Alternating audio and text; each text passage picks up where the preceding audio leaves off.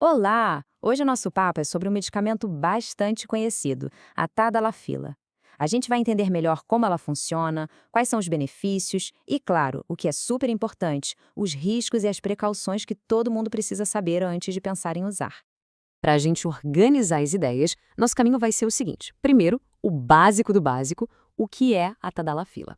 Depois, a gente mergulha em como ela age no corpo, os efeitos colaterais mais comuns e os avisos que são bem sérios. E, para fechar, a gente amarra tudo com um resumo. Vamos lá? Então, começando pelo começo, afinal, o que é exatamente a Tadalafila? Bom, o nome técnico dela é esse aí, inibidor seletivo da fosfodiesterase tipo 5, ou PDE5 para simplificar. Parece complicado, né?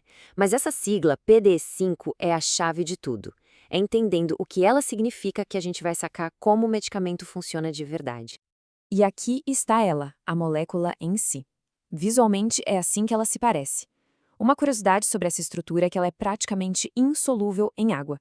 E isso, claro, tem um impacto direto em como os comprimidos são fabricados e como o corpo a absorve.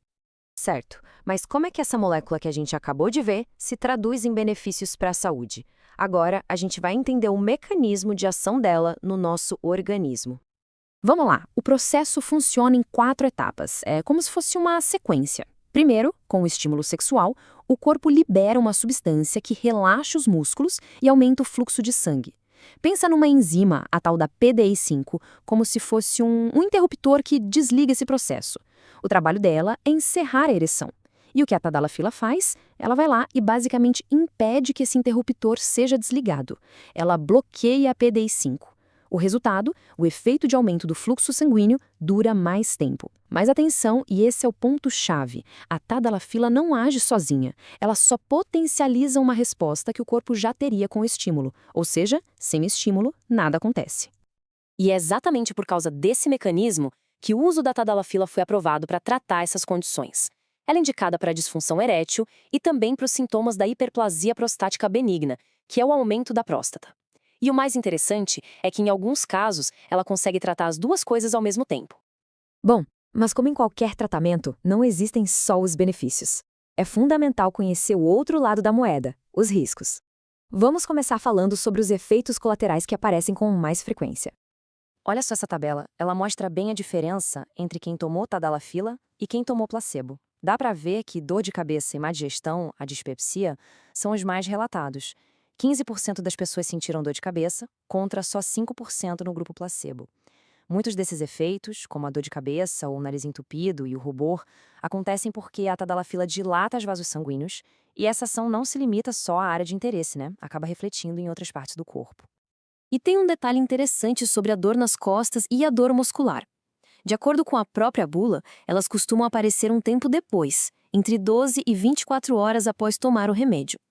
A boa notícia é que geralmente somem sozinhas em até 48 horas. É uma informação útil.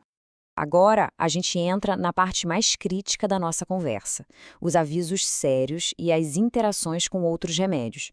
Essa parte exige atenção máxima, de verdade. Este é, sem dúvida, o aviso número 1, o mais importante de todos. É uma contraindicação absoluta.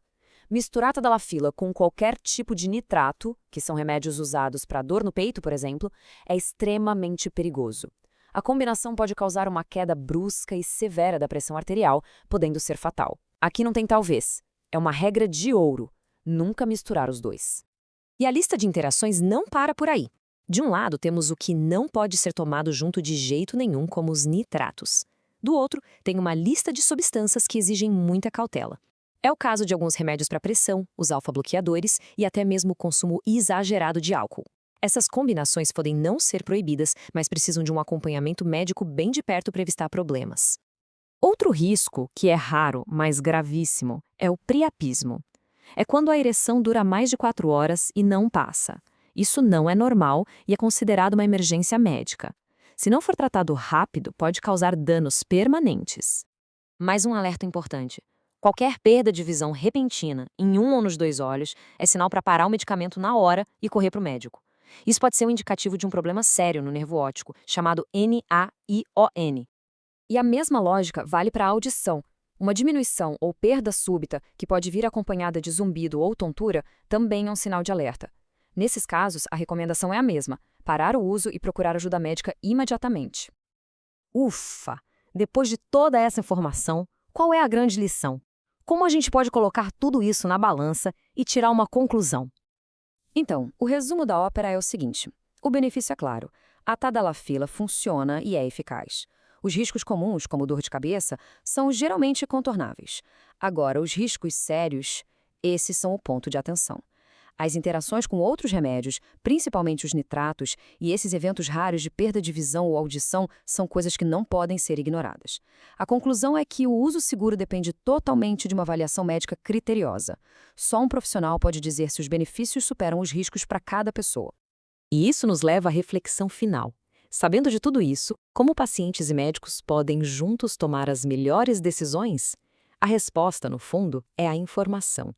Entender tanto os benefícios quanto os riscos é o primeiro e mais importante passo para um diálogo aberto com um profissional de saúde e, consequentemente, para fazer escolhas mais seguras para a própria vida.